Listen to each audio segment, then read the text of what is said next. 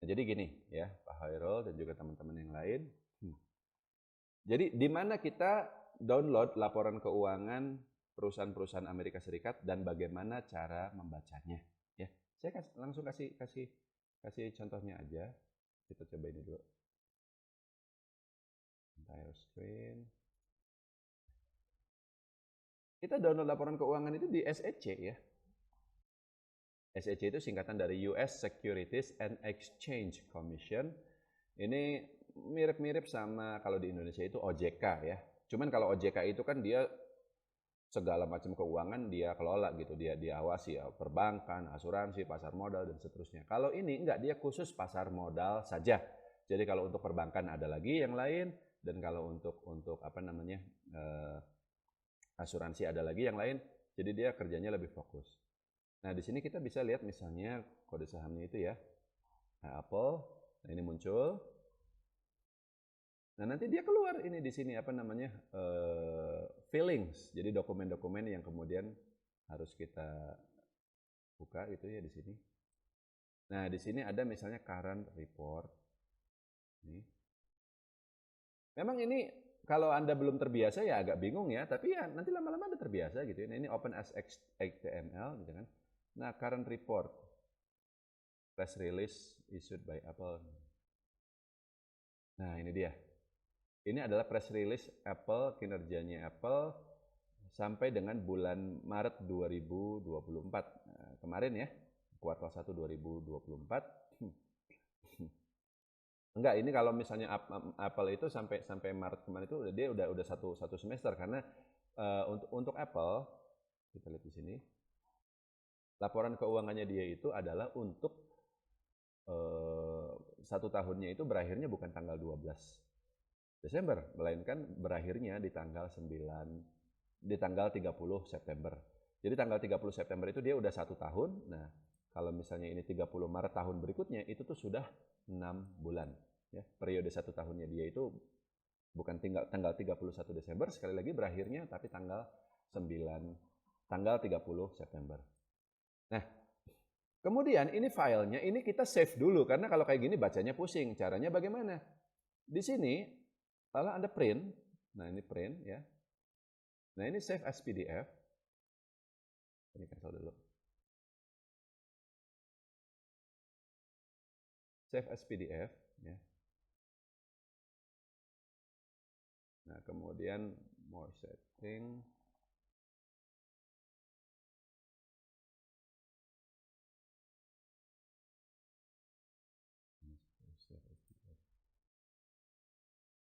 Seperti itu. Nah, kemudian Anda ini taruh di mana gitu filenya, dokumennya ya. Ini laporan keuangan, enggak, bukan di sini. Di laporan keuangan My American Job, laporan keuangan US kuartal 1 2024. Anda kasih namanya ini Apple ya, press, karena ini yang masih press release. Nah, kemudian nanti Anda buka filenya, sebentar.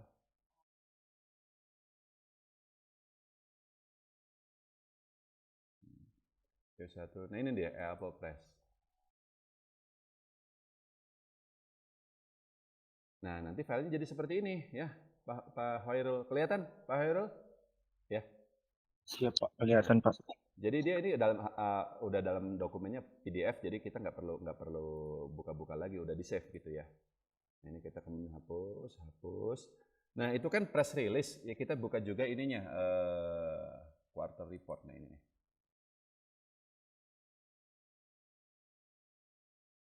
Nah, ini baru laporan keuangan versi full. Ini juga sama open as HTML, lalu di sininya print. Memang agak rumit ya, tapi balik lagi kalau nanti Anda sudah terbiasa, ini ya gampang gitu. Ini Apple full.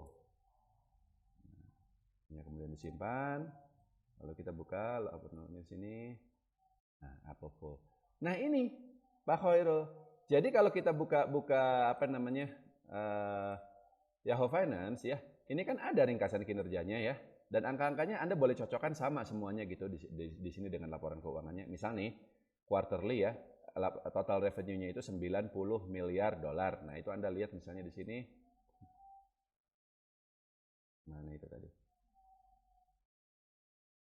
Nah, ini. Ya, 90 miliar dolar ya. Ini kalau satu kuartal, kalau misalnya 6 bulan itu 210 miliar dolar. Anda boleh cocokkan angka-angkanya, ini semuanya sama.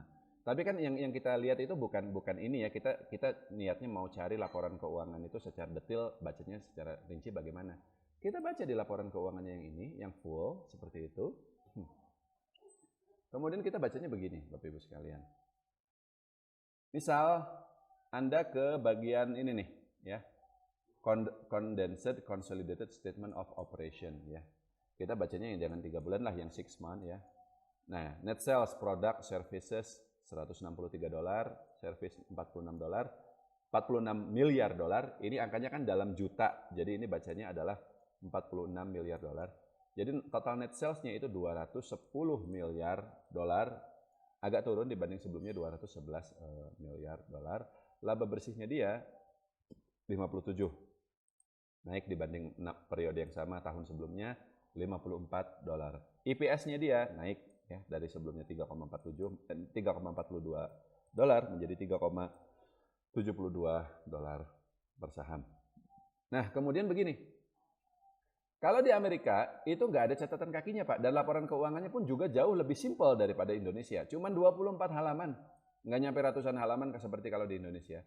Jadi, bagaimana cara kita untuk mencari rinciannya ya? Kalau saya begini caranya nih ya. Misal kita pengen tahu nih ya, ini kan ada operating expenses ya, research and development, dan ini angkanya cukup besar nih, 15 miliar dolar. Caranya adalah Anda copy kata research and development ini, paste di sini ya, klik enter, nanti keluar terus tuh.